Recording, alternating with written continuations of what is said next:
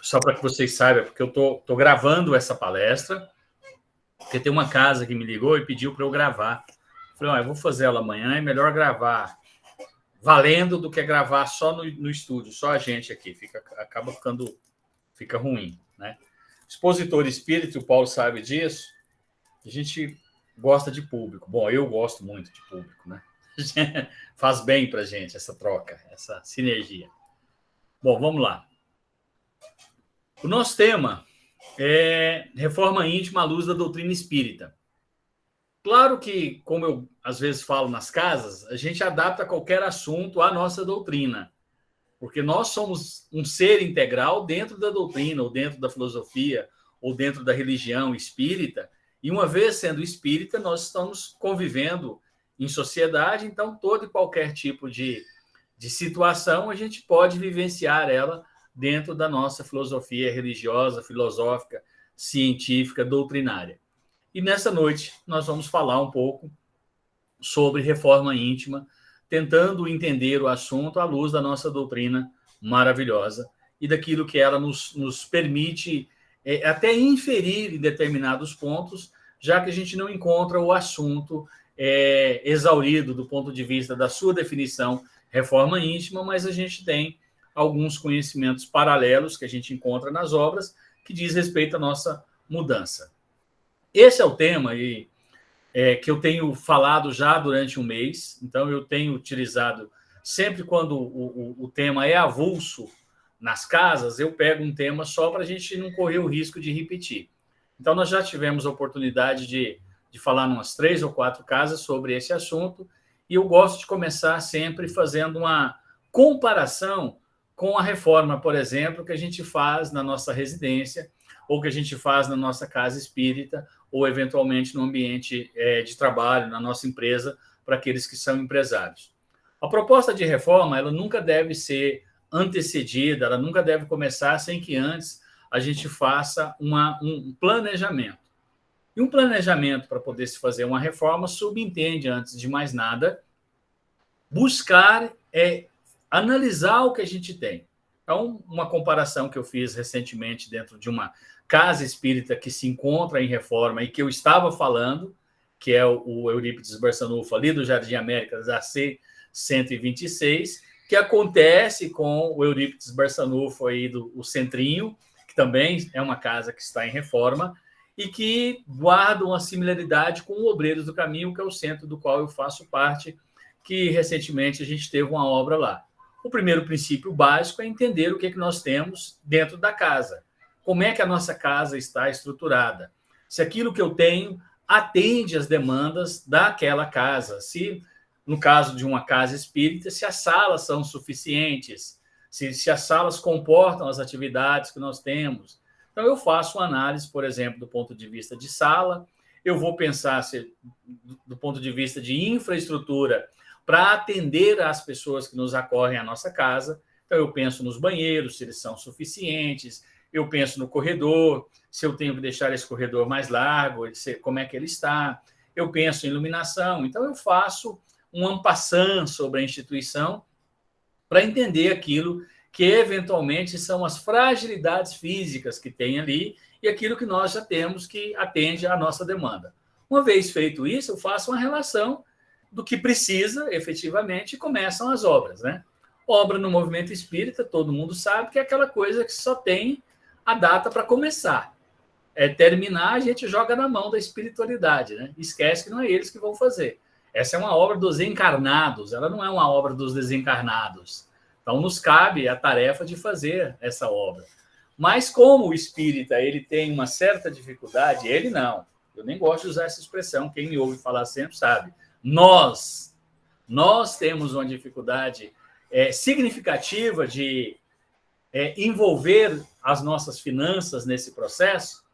Eu gosto desses eufemismos, assim, a gente vai longe para poder falar uma coisa.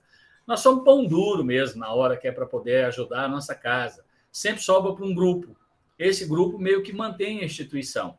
Quando, num caso agora de uma pandemia, a gente sofre mais ainda porque a gente está sem condição de fazer aquilo que o espírita se especializou em fazer, que são eventos.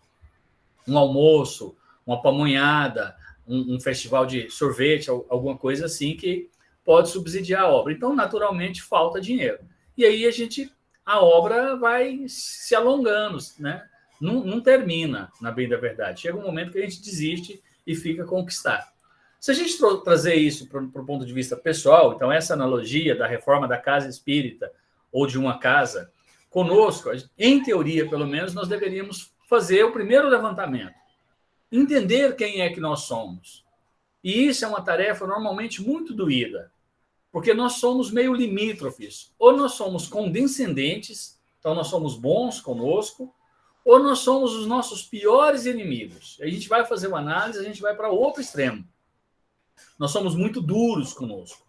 Então, ou a gente está achando que está tudo bem, ou a gente está achando que está tudo mal. E poucos de nós conseguem ter um equilíbrio para poder analisar que momento espiritual eu vivo nesta encarnação que careça eventualmente de uma reforma. Então, quem sou eu nesse momento? Quais são as minhas fragilidades? Quais são os meus pontos fortes? Então, aqueles que passaram aí pelos estudos do universo da administração de empresas, traçar uma matriz SWOT da gente. O que eu tenho forte? O que eu tenho fraco? O que eu preciso desenvolver? Então, quando a gente traz à baila para o movimento esse assunto, reforma íntima, isso fica um pouco mais fácil do ponto de vista de estudar. E, claro, como todo e qualquer estudo que a gente faz que nos cobra uma melhora espiritual, um avanço espiritual, fica desafiante. Mas se eu não fizer, como eu vou corrigir, como eu vou melhorar alguma coisa, se eu não partir do princípio primeiro, que é reconhecer que eu preciso melhorar? E como reconhecer que eu preciso melhorar alguma coisa, se sequer eu parei para analisar que eu tenho este problema, ou este desafio, ou este ponto de melhoria? Então, esse é o introito da nossa conversa. Primeira coisa para fazer, tal qual eu vou fazer a reforma do centro, é partir do mesmo princípio que eu preciso pensar e fazer um checklist da minha personalidade. Eu, durante uns 4 anos, eu fui trainer de uma empresa, de uma multinacional de treinamentos, chamada Dale Carnegie.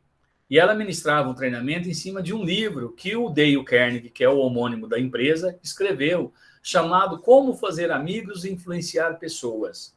É um livro belíssimo, porque Dale Carnegie tinha uma formação cristã, tanto é que ele começa a ministrar os treinamentos dele no Instituto de Jovens Cristão. Então, ele tinha toda uma origem do cristianismo. E ele trouxe esse conhecimento dele, somado com a vida muito difícil dele. Ele era um americano que vivia na roça, começou a vida muito pobre para o mercado. E foi muito rico a hora que ele trouxe isso para a gente. Porque ele começa o livro dele falando que toda e qualquer mudança que eu quiser fazer, eu sou capaz de fazer, desde que o foco seja mudar-me. E toda e qualquer mudança que eu queira fazer, se eu focar em mudar o outro, eu corro um risco significativo de frustrar, porque ele fala de forma categórica que ninguém muda absolutamente ninguém. Então, nós sabemos isso dentro da doutrina, que a nossa mudança de comportamento ela tem uma força tremenda de influenciar o outro, mas ela é extremamente limitada para poder mudar o outro. Então, eu posso exercer uma boa influência com a minha mudança ou até uma má influência a depender do meu comportamento. Mas a ação, ela pertence ao outro. Então, quando a gente traz isso para o assunto, a primeira coisa que a gente precisa pensar é onde eu quero ir, do meu ponto de vista de evolução mesmo, de aproveitar melhor este meu momento reencarnatório, enquanto nessa encarnação. E para eu entender onde eu quero ir, eu preciso fazer uma reflexão. Quem sou eu? Que dificuldades que normalmente eu tenho no que diz respeito a relacionar-me com o outro, a relacionar-me comigo mesmo? Quais são os pontos que eu tenho mais dificuldade? E o que eventualmente eu posso fazer para poder melhorar? Se eu não reconhecer o erro, se eu não reconhecer um ponto de melhoria, eu não vou trabalhar nele. Mas, partindo do princípio que eu consiga fazer uma análise e identifique, por exemplo, a minha grande dificuldade em lidar com pessoas. Ou melhor, a minha grande dificuldade é lidar com quem pensa diferente de mim. Se eu entendo que eu tenho dificuldade, que eu sou um tanto quanto centralizador, que eu não gosto de ver os meus pontos de vista serem questionados, eu começo a entender que este é um ponto que eventualmente pode incomodar os outros e que eu posso melhorar. Se eu fazer uma analogia com a casa espírita, que é o que nos interessa muito nessa conversa, por exemplo, nós todos que já tivemos a experiência de coordenarmos grupo na casa espírita, de sermos dirigentes, de sermos presidentes da casa, o tanto que é difícil quando a gente tem as nossas ideias, os nossos pontos de vista questionados. Um ou outro pode falar, não, mas eu não tenho essa dificuldade. É porque nesse ponto já avançou. Já consegue ter uma inteligência emocional que quando escuta alguém falando alguma coisa que não lhe atende, consegue entender que é um ponto de vista diferente que merece análise e que pode ser melhor, inclusive, do que é o ponto de vista que eu tenho. E isso é extremamente rico. Mas muitos de nós vai para a defesa. Eu tive uma experiência no Obreiros do Caminho, e o Obreiros é o centro que eu estou desde a evangelização. Quando eu estava na presidência, precisávamos fazer uma alteração lá, e eu fui apresentar a ideia para um grupo da mudança que a gente precisava fazer.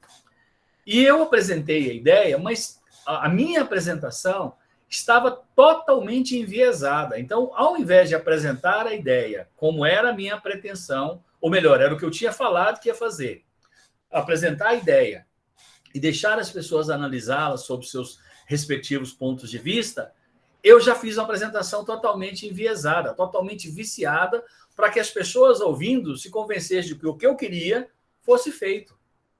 E aí eu estava todo senhor da razão, né? Como a gente muitas vezes é, e eu não perco esse mau hábito. Esse aí é um dos princípios que eu tenho que melhorar. Aí uma pessoa que não era uma trabalhadora da casa, né? Era uma pessoa que estava começando a frequentar, levantou a mão, e aí eu dei a palavra para ela, e ela falou assim, mas a sua apresentação está totalmente enviesada. Você jamais deveria fazer alguma coisa assim. Você falou de um jeito, você criou uma situação, ela me elogiou, mas elogiou para bater. Ela falou assim, você é muito inteligente, então você criou uma armadilha para nós, e bateu. Gente, eu nunca apanhei tão feliz, porque era aquilo mesmo, ela estava coberta de razão. Eu estava fazendo uma defesa, aí eu parei, pedi desculpa para os nossos irmãos lá da reunião, e falei, queria aproveitar o comentário da nossa irmã, que vocês pensassem no comentário dela, ela está correta no ponto de vista dela, e que agora nós fizéssemos uma análise mais fria da situação. Mas aquilo me valeu muito. E não que eu seja um espírito avançado, evoluído, tenha entendido, não, eu fiquei grilado com os apontamentos dela. Mas foram precisos. Mexeram com aquilo que de fato estava acontecendo e mexeram, obviamente, com tudo aquilo que a gente tem, ou que eu tenho no caso, que era o caso, de ruim. Então, quando eu faço análise, eu percebo o que eu posso melhorar, o que eu tenho, eventualmente, de erro, eu já avancei. Então, primeiro, é um checklist. Quem sou eu? Quais são as coisas que me incomodam? Com quem eu tenho dificuldade? Como é que sou eu quando eu estou no trânsito? Porque o espírita, ele não pode ser um espírita part-time. Enquanto ele está dentro do centro, ele é espírita. Ele tem que ser um espírita full-time. Tem que entender que a gente vive o Cristo, ou tem que tentar vivê-lo full-time. Então, se eu vou no velório, eu continuo sendo um espírita e cristão. Se eu vou no trânsito, se eu vou assistir uma partida de futebol no estádio, torcendo para o meu time, eu não tenho um salvo-conduto, que a hora que eu entro lá, eu posso dirigir os maiores impropérios ao árbitro ou ao time adversário. Paulo, mas eu não dou conta, então não vai. Já é um jeito de evitar o problema. É um princípio para a gente não sofrer com isso. Uma das coisas que, quando eu começo a me enxergar, eu começo a olhar para mim, uma das coisas que eu tenho que fazer é, sem sombra de dúvida, isso.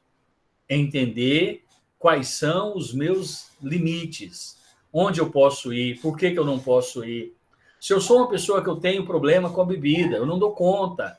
Eu sei que depois que eu tomo uma cervejinha, eu já tomo a segunda.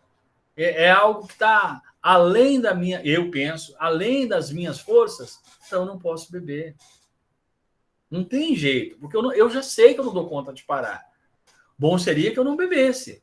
Mas se eu não tenho controle, se eu sei que eu tenho uma dificuldade, por exemplo, com relação à fidelidade ao casamento que eu assumi, que determinadas companhias ou determinado ambiente favorece a este homem que está em mim, que é o homem velho de que fala o Evangelho. O mesmo homem que Paulo de Tarso fala quando ele escreve à igreja em Roma, no capítulo 7. Ele fala o mal que está em mim, que eu não quero fazer, porque eu sei que é o mal, eu faço, porque eu sou mal. Na essência, eu sou mal. Então, se eu sei disso, eu não posso entrar nisso aí. Já é inteligente da minha parte não favorecer para que esta situação possa extrair de mim aquilo que eu tenho de ruim, porque eu sei que eu tenho isso de ruim. Então, já é isso aí. A mesma coisa quando eu sei que um determinado alimento me faz mal. Se eu comer um abacaxi, eu posso esperar em poucos minutos, eu vou botá-lo lá fora. Então, se eu sei que faz mal, eu não vou comer. Eu gosto de abacaxi? Eu adoro abacaxi. No meu caso mesmo, eu não posso comer, porque eu já tenho essa percepção. E aí eu começo a entender. E por que eu tenho que fazer a reforma íntima? Para mudar aquela pessoa com quem eu tenho um compromisso primeiro nesse curso reencarnatório, que sou eu. Eu não posso achar que isso aqui é um parque de diversões. Eu reencarno com muitos compromissos que eu assumo na condição de espírito, na erraticidade, e esses compromissos eu deixo claro que eu preciso cumpri-los. Aí eu chego aqui, parece que as coisas estão muito boas e eu tenho uma tendência quase que natural a atropelar as coisas e esquecer esse compromisso que eu assumi. E aí, é lógico, de novo, porque eu sou mais mal do que bom. O Livro dos Espíritos, quando Allan Kardec pergunta para a espiritualidade amiga, falando da classificação dos mundos, que são 5, nós bem sabemos, e falando de um mundo de prova e expiação, Kardec fala, mas o que é diferente? A espiritualidade fala, o mal tem preponderância sobre o bem. Então, o mundo de prova e expiação, a gente está mais propenso ao mal do que ao bem.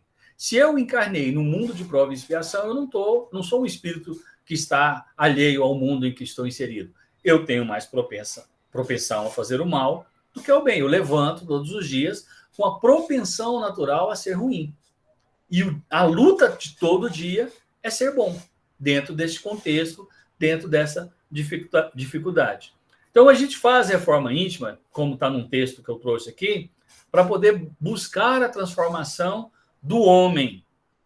E aí, quando eu me transformo, ou quando eu melhoro, eu envolvo, ou eu vou influenciar o círculo mais próximo. Quem são os mais próximos? A minha família. Então, a minha mudança de comportamento, eu posso, aí sim, exercer uma influência para que eles também tenham esse despertar e também queiram trilhar um caminho um pouco melhor. Aí é a minha família. Quando a minha família avança um pouco, então já influenciou uma célula familiar, a gente consegue sair um pouco mais e pode, eventualmente, transformar a nossa sociedade. Mas esse processo começou com um homem, né? E aí vai começar com outro e com outro, até que a gente consiga mudar todo mundo. Então, para eu fazer, eu preciso entender que precisa para que eu possa fazer em mim mesmo. E não ficar ocupado em mudar o outro. Quando fazer a reforma íntima? Todos os dias, ou todos os segundos, a toda hora, em todo momento. E aí, nesse texto que eu trouxe para apoiar a nossa conversa, tem uma referência que eu achei muito legal, que é a gente entender que a gente tem o direito de comemorar as pequenas vitórias. Então, por exemplo, eu tinha o hábito de dirigir e qualquer um que passasse por mim, eu queria fechar essa pessoa. Ou alguém buzinava para mim, eu devolvia a buzina. Ou alguém gritava comigo, eu gritei. Já não faço mais isso? Aprenda a comemorar. Não é para fora, é para dentro. Fala, poxa, eu estou conseguindo. Porque aí eu consigo perceber o que o Evangelho nos fala de dominar as más tendências, as más inclinações. Então não se reconhece o verdadeiro espírita porque é um espírito de luz. Nós somos um espírito caminhando para a luz, mas com pequenos e importantes avanços. Aí eu tenho que entender isso. E eu vou fazer isso partindo sempre do princípio que eu preciso me conhecer. Na questão 919 de O Livro dos Espíritos, o nosso irmão Santo Agostinho, que muito contribuiu com a codificação das obras básicas, respondendo a Allan Kardec, ele fala de forma textual: que ele fazia todos os dias ao deitar um exercício de avaliar o dia. Se ele tinha feito todo o bem que ele deveria ter feito, se ele aproveitou todas as oportunidades de servir, todas as oportunidades de ser útil, se ele conseguiu se calar diante de uma situação qualquer. Então, ele fazia uma avaliação para ver se aquele dia, de fato, tinha valido a pena.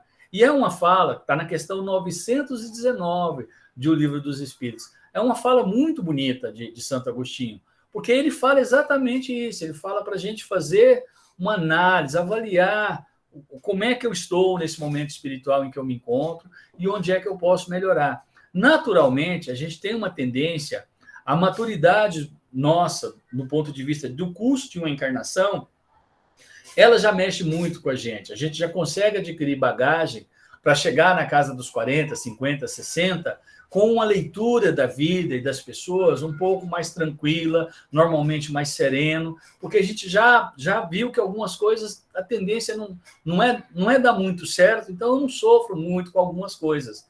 Mas eu tenho que entender que o curso de 60, 70, 90, 100 anos de vida de uma encarnação, como nos responde a espiritualidade, é nada diante do processo evolutivo que nós, como espírito, temos que vivenciar.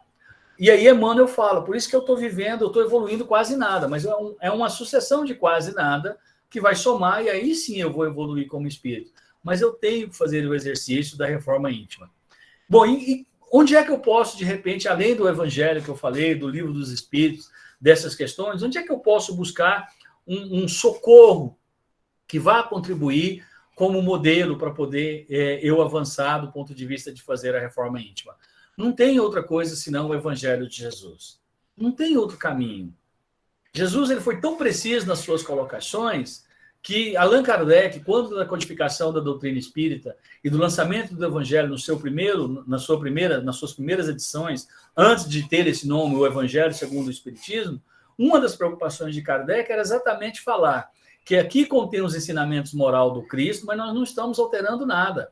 Nós estamos dando uma tratativa para que a gente possa entender. Daí, inclusive, a preocupação tanto do movimento espírita em falar do Consolador, e eu vos enviarei o Consolador, capítulo 6 do Evangelho, para mostrar que nós não temos a proposta como espíritas de mudar o Evangelho do Cristo Jesus. Não, jamais. Mas de suavizar, de contextualizar, de fazer com que a gente hoje, com o entendimento que nós temos hoje, possamos compreendê-lo e usá-lo como nosso norte, nosso direcionador do ponto de vista da evolução. Se eu pegar os capítulos do Evangelho, se eu me apoiar na primeira das obras básicas, que é o Livro dos Espíritos, se eu buscar as excelentes obras complementares que tem, procurar estudar, entender o universo de Chico Xavier e dos vários irmãos que vieram até nós através das mãos dele, a gente tem um caminho muito fácil, mas a gente é mais propenso à porta larga. Jesus falava isso, porque é mais fácil. Ao invés de a gente vai nas casas espíritas, nós que fazemos palestra, agora já está, ainda estamos dentro do universo da pandemia, né? Mas as casas espíritas, elas têm, se tiver um trabalho de desobsessão, uma atividade de desobsessão, eu vou citar o Obreiros do Caminho, que é o centro que eu faço parte. Segunda-feira, nós temos uma atividade que é uma atividade de desobsessão. A gente não usa mais esse nome lá, né? É uma reunião de tratamento.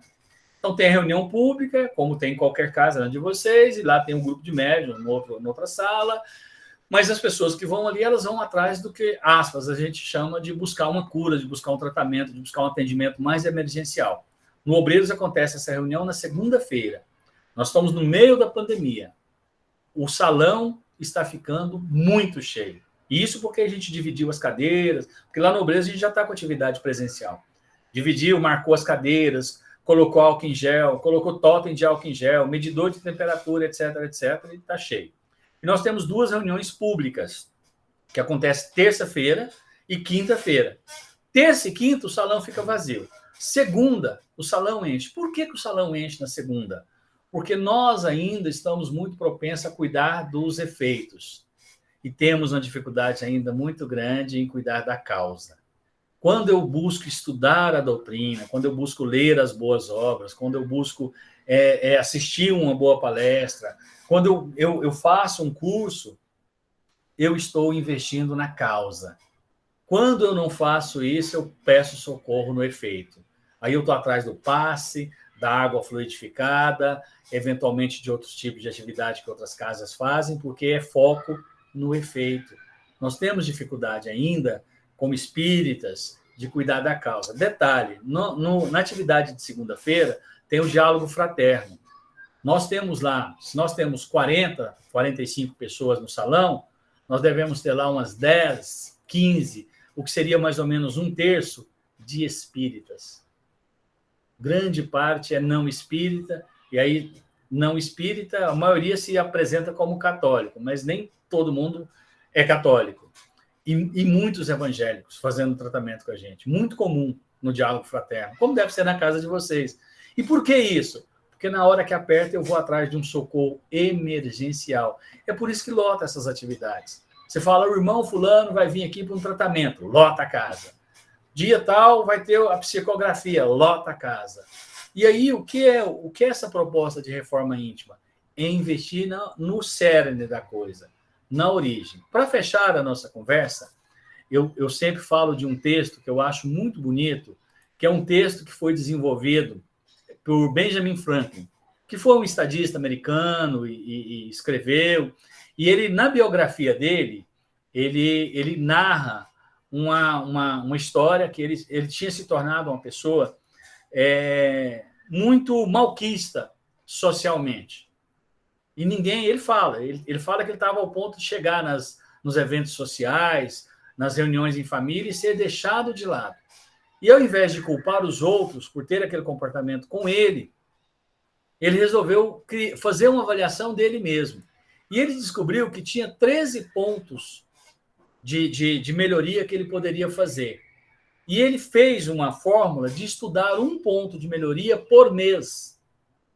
O que significa que ele passava mais de um ano estudando só aquele ponto.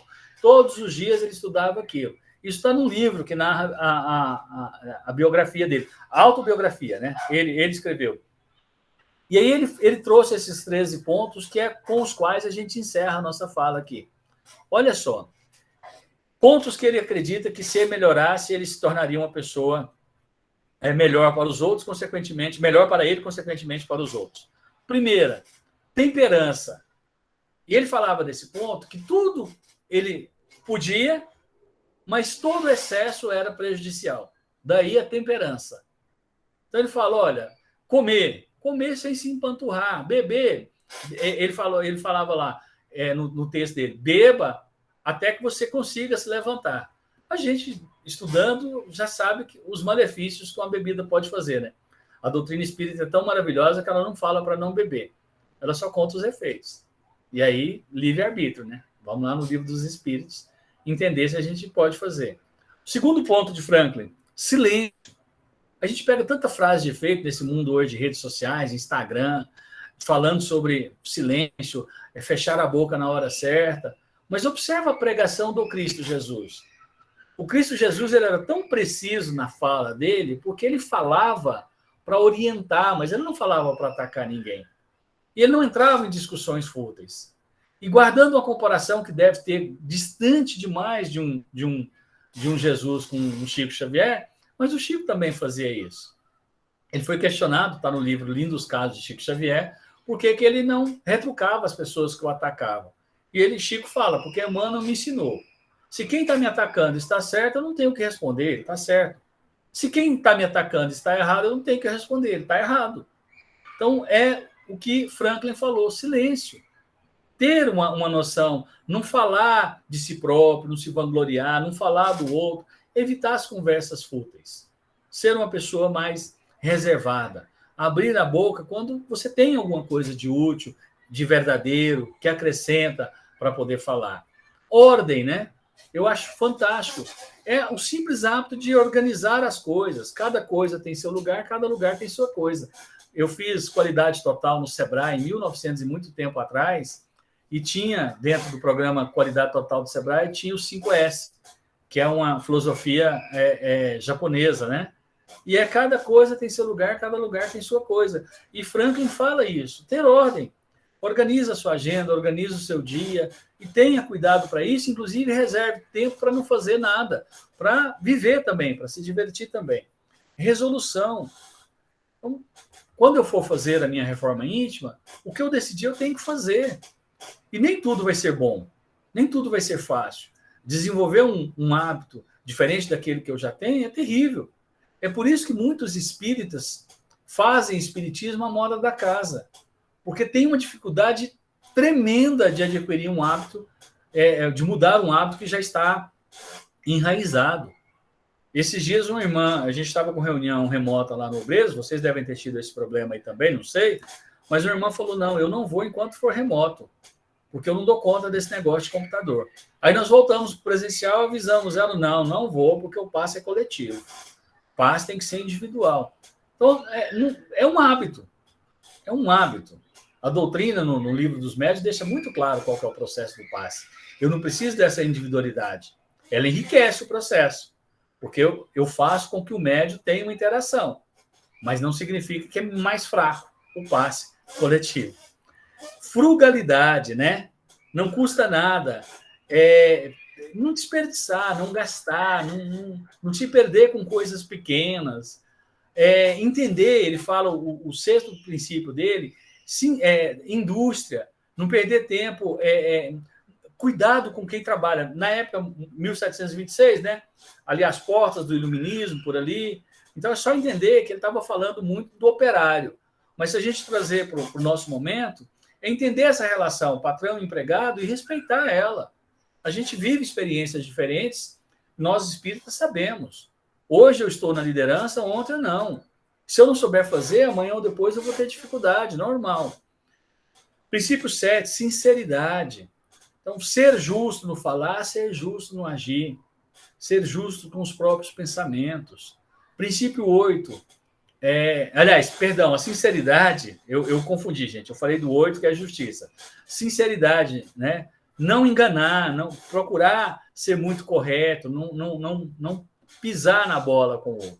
E justiça é que ele fala, não fazer justiça, que é o 8, não prejudicar ninguém.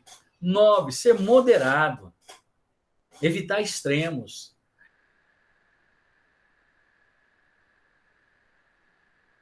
E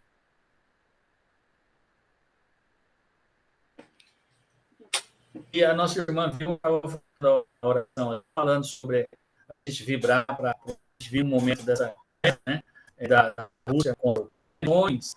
A gente às vezes começa a falar e a gente não está entendendo o contexto e já está abrindo o velo, né? É ouvir mais, entender o que eu posso fazer hoje para a Rússia, para a Ucrânia, para o resto do mundo. Esse eu posso fazer aqui da minha casa, tem feito todos os dias. É orar pelas lideranças, quaisquer que sejam elas. Moderação, né? Aliás, eu já falei, 10, limpeza. Limpeza física, limpeza do nosso ambiente, limpeza interior. Cuidar com a nossa profilaxia. Tranquilidade. Não se perturbar com trivialidades ou acidentes comuns ou inevitáveis. Eu gosto do princípio 12 dele. Castidade. Não use o sexo para fins de saúde e procriação. Eu falei, gente, não use o sexo, exceto.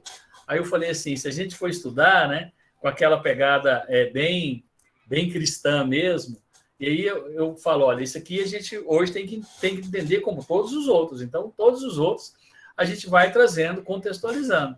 Agora, o que ele fala que é muito importante é só a gente não tomar cuidado, para a gente tomar cuidado.